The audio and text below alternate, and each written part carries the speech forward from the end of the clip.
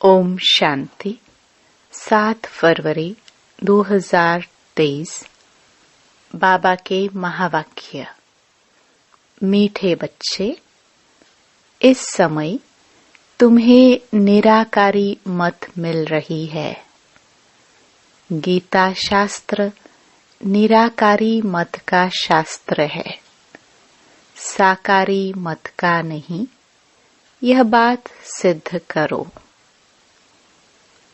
प्रश्न: कौन सी गुह्य बात बड़ी युक्ति से फर्स्ट क्लास बच्चे ही समझा सकते हैं?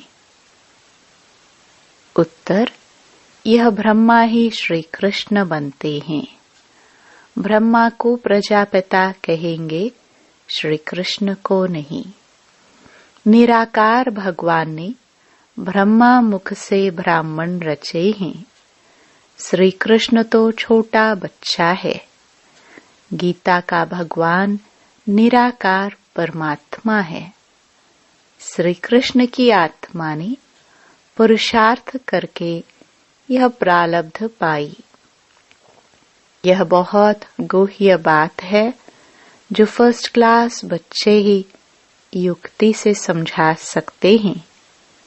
20 नाखून का जोर देकर यह बात सिद्ध करो, तब सर्विस की सफलता होगी। गीत: कौन आया मेरे मन के द्वारे। ओम शांति। बच्चों ने सुना, यह आंख नहीं जान सकती है। किसको? भगवान को। यह आंखें श्री कृष्ण को तो जान सकती हैं, बाकी भगवान को नहीं जान सकती। आत्मा ही परमात्मा को जान सकती है। आत्मा मानती है कि हमारा परमपिता परमात्मा निराकार है। निराकार होने कारण, इन आंखों से न देखने कारण इतनी याद नहीं ठहरती। यह निराकार बाप निराकारी बच्चों आत्माओं को कहते हैं, तुमको निराकारी मत मिलती है। गीता शास्त्र है ही निराकारी मत का, साकारी मत का नहीं है। गीता धर्मशास्त्र है ना। इस्लामियों आदि का भी धर्मशास्त्र है। इब्राहिम ने उच्चारा, बुद्ध ने, क्राइस्ट ने उच्चारा। उन्हों के तो चित्र हैं। गीता जो सर्वशास्त्रमयी शिरोमणि है, उसके लिए मनुष्यों ने श्री कृष्ण का चित्र दिखा दिया है। परंतु बाप समझाते हैं यह रॉन्ग है। गीता मैंने उच्चारी, मैंने राजयोग सिखलाया और स्वर्ग की स्थापना की है। मैं हूँ निराकार परमपिता परमात्मा। मैं तुम सर्व आत्माओं का बाप, मनुष्य सृष्टि का बीज रूप हूँ।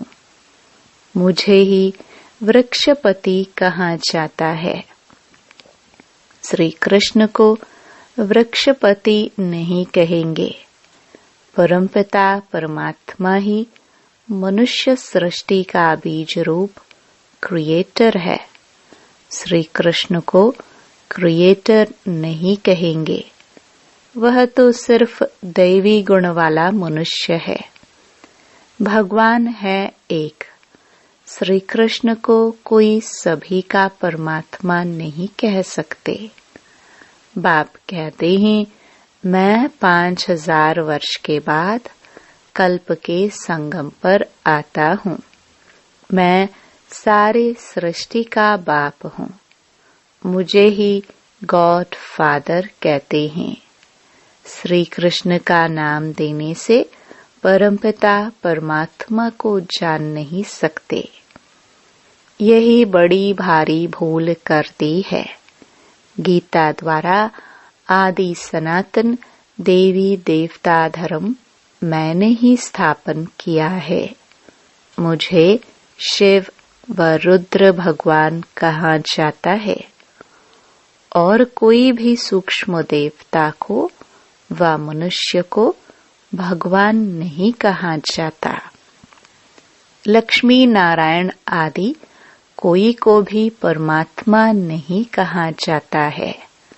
कहा जाता है परमात्मा एक है। भगवानुवाच भी है तो जरूर भगवान आया होगा और आ करके राजयोग सिखाया है। बाप कहते हैं कल्प पहले भी मैंने तुम बच्चों को कहा था। श्री कृष्ण कभी भी बच्चे बच्चे नहीं कह सकते। परमपिता परमात्मा ही सबको बच्चे कहते हैं। कल्प पहले भी मैंने तुम बच्चों को कहा था कि देही अभिमानी बनो। मुझ निराकार को अपना बाप भगवान समझो। साकारी बाप प्रजापिता ब्रह्मा ठहरा, क्योंकि ब्रह्मा द्वारा ही भगवान ने ब्राह्मण ब्राह्मणियां रचे हैं। श्री कृष्ण प्रजापिता नहीं है। भगवान कहते हैं मैं ब्रह्मा मुख द्वारा ब्राह्मण ब्राह्मणियां रचता हूँ। यह ब्रह्मा ही श्री कृष्ण बनता है। यह कितनी गुह्य बात है। यह समझाने में बड़ी युक्ति चाहिए। फर्स्ट क्लास बच्चियां ही समझा सकेंगी। बाप कहते हैं बहुत अच्छा बच्चा व बच्ची हो जो सिद्ध करे कि गीता का भगवान निराकार परमात्मा है।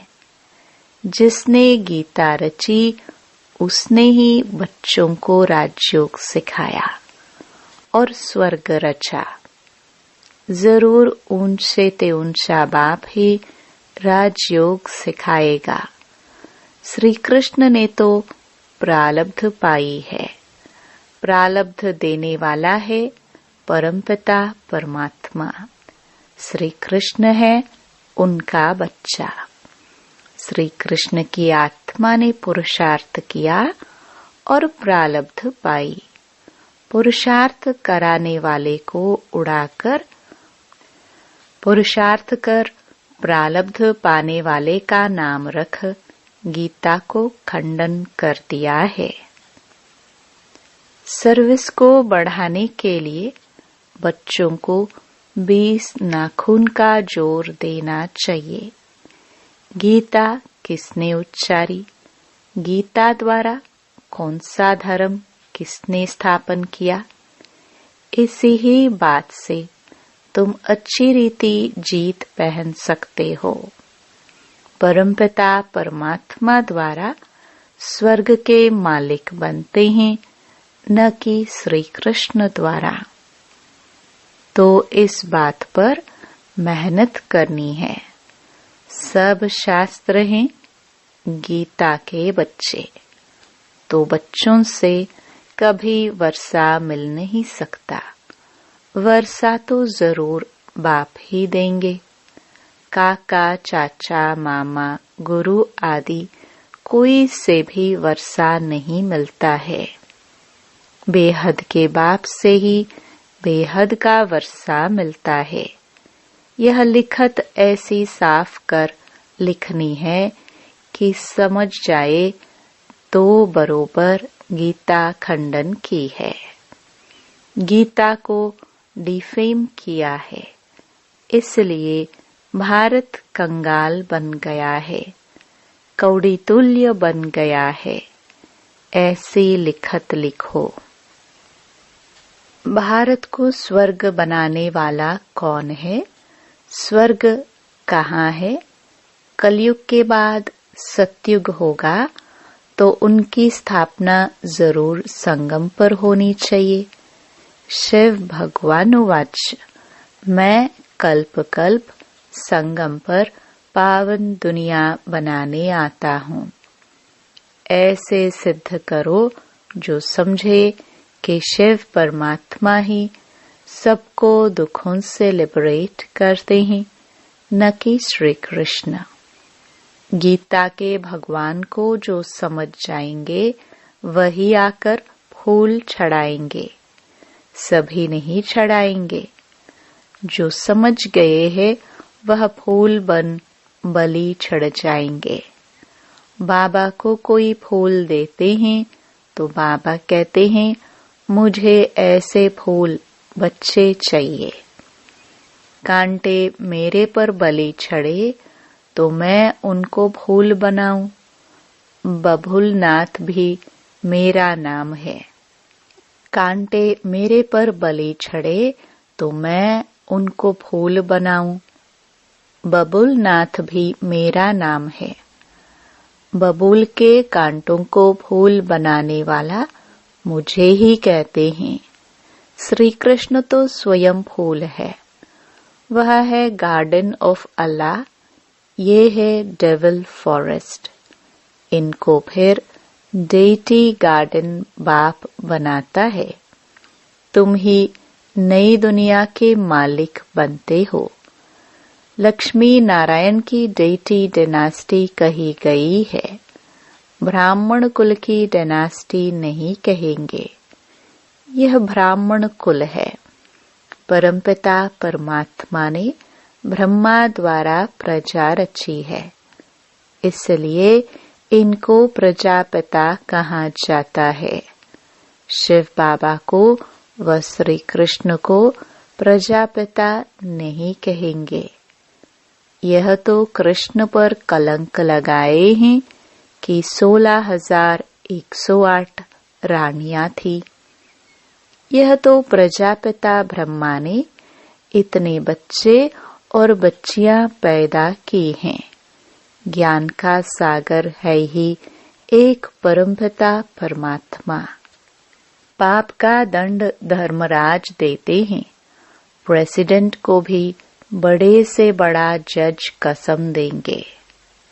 राजा से कभी कसम नहीं उठवाया जाता है, क्योंकि उन्हें राजा बनाता है भगवान। वह है अल्पकाल के लिए। यहाँ तो बाप 21 जन्मों के लिए राज्य भाग्य देते हैं।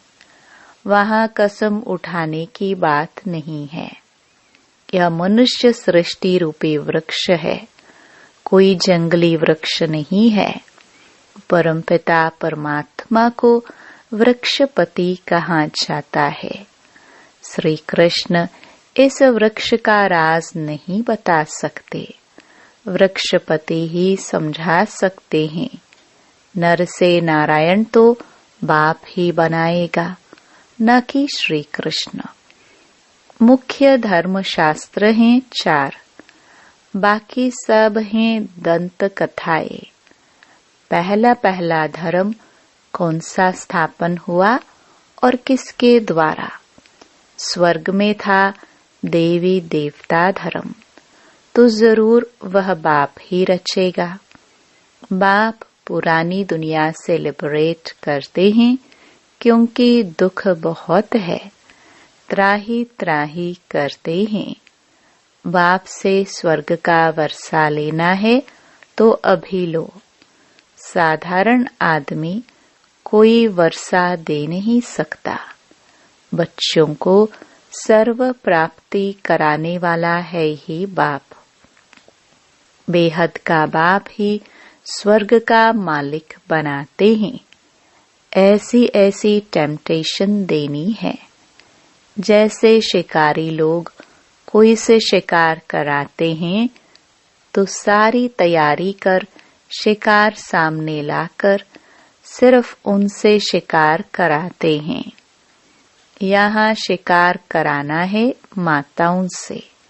बाप कहते हैं शिकार माताओं के आगे ले आना है। माताएं बहुत हैं, नाम एक का बाला हो जाता है।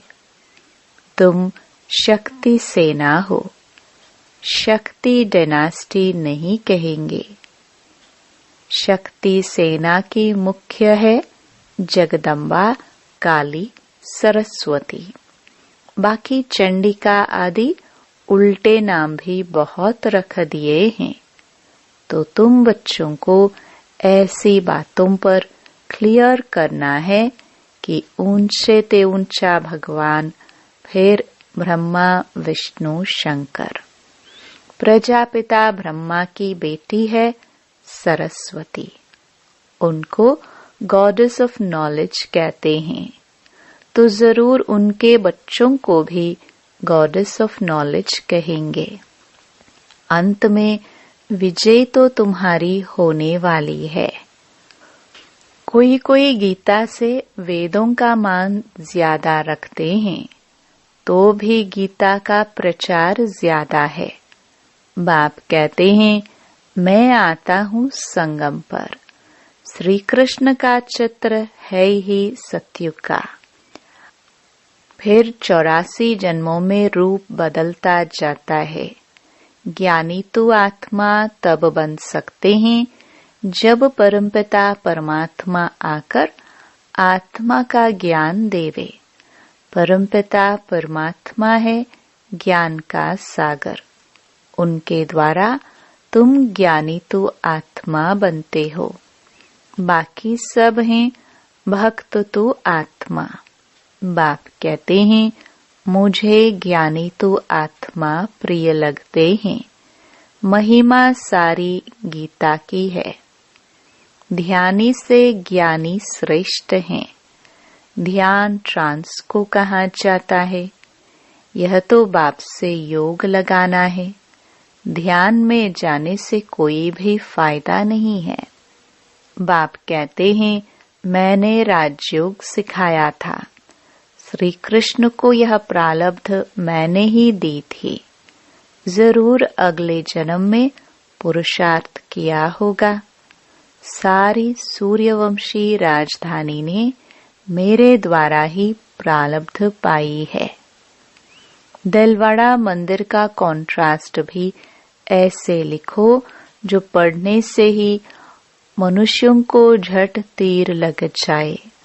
फॉर्म भी भराना है कि बेहद का बाप ज्ञान का सागर है, बहुत मीठा है, हमको राजयोग सिखलाता है। उस सतगुरु बिगर है घोर अंधियारा। ऐसे बाप की महिमा करने से बुद्धि में लव आएगा। बाप सम्मुख आकर जन्म दे तब तो लव होगा ना। तुमको जन्म दिया है तब तो लव हुआ है। बाप कहने से ही स्वर्ग याद आता है। बाबा स्वर्ग की स्थापना करते हैं। हम उनसे वर्षा ले रहे हैं। विश्वास करो या न करो, बेहद का बाप तो सभी का बाप है। उनसे जरूर स्वर्ग का वर्षा मिलेगा। बाप है ही नई दुनिया का रचयिता, तो जरूर नई दुनिया का वर्षा देगा। अच्छा, मीठे मीठे सिखिल दे बच्चों प्रति मात पिता बाप दादा का याद प्यार और गुड मॉर्निंग। रूहानी बाप की रूहानी बच्चों को नमस्ते। धारणा के लिए मुख्य सार।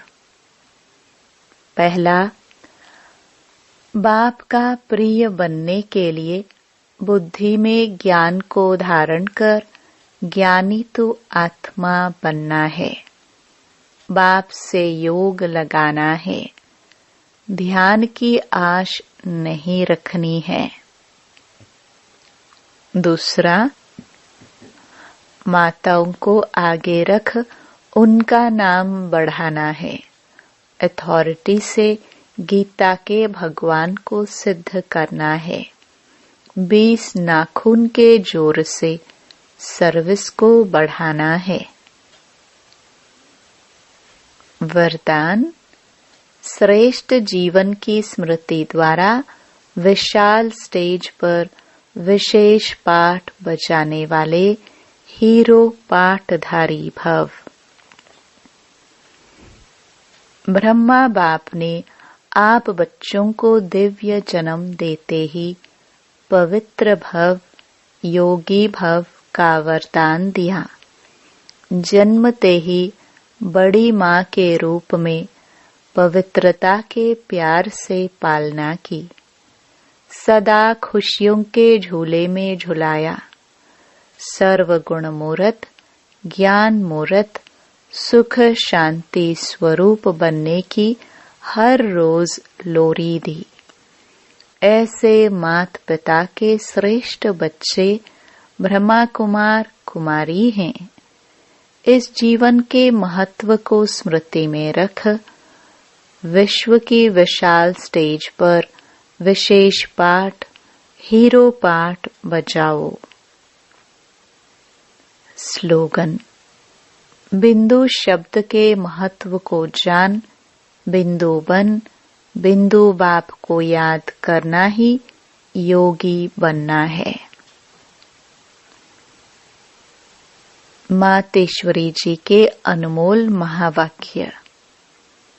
पहले पहले यह जानना जरूरी है कि अपना असली लक्ष्य क्या है, वो भी अच्छी तरह से बुद्धि में धारण करना है।